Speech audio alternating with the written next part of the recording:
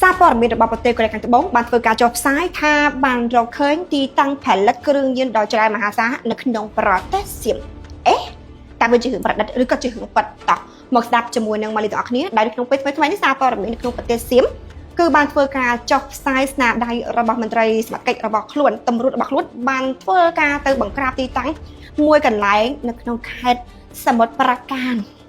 បានប្រទះឃើញឃ្លាំងមួយកន្លែងហ្នឹងគឺមានការរក្សាទុកសារធាតុផលិតគ្រឿងញៀនរហូតទៅដល់ជិត50តោនរហូតទៅដល់ជិត50តោនដែលផលិតគ្រឿងញៀនចាយទៅកាន់អ្នកប្រើប្រាស់បានរហូតទៅដល់ជាង700លានអ្នកច្រើនមហាសាលរបស់គេបងប្អូននេះគឺជាប្រទេសដែលផលិតសារធាតុញៀនហើយកំពុងតែផ្ទុះការចាប់អារម្មណ៍ខ្លាំងមែនទែនសារព័ត៌មានបរទេសចុះផ្សាយមិនមែននៅសុកគេចុះផ្សាយមកពីមានរឿងនៅក្នុងប្រទេសរបស់វានឹងឯងចរាចរណ៍គ្រឿងញៀននៅក្នុងប្រទេសសៀមគឺអាណាធិបតេយ្យក្នុងទីក្រុងបាងកកក្រុងឆេបមហានគរเยอะมากនៅជុំវិញក្រុងឆេបមហានគរច្រើនខ្លាំងមែនតើនៅខាងអីគេភាគខាងត្បូងនៅប្រទេសរបស់សៀមក៏ច្រើន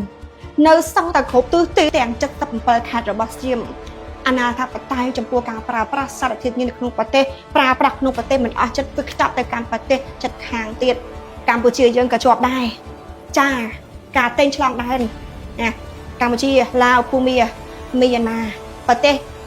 ជុំវិញប្រទេសសៀមព្រោះថាប្រទេសเป็นអ្នកផលិតអញ្ចឹងបានលើកមកនិយាយថានេះគឺជាប្រទេសលេខ1លំដាប់អាស៊ីនៅក្នុងអាស៊ីមានតែប្រទេសសៀមនោះទេលេខ1ប្រទេសទូឯកណាចាទូឯកលាក់មុខវាំងដនខ្មៅនៅខាងក្រៅខ្នងគឺជាប្រទេសដែលផលិតគ្រឿងញៀនមហាសាលនៅតំបន់អាស៊ី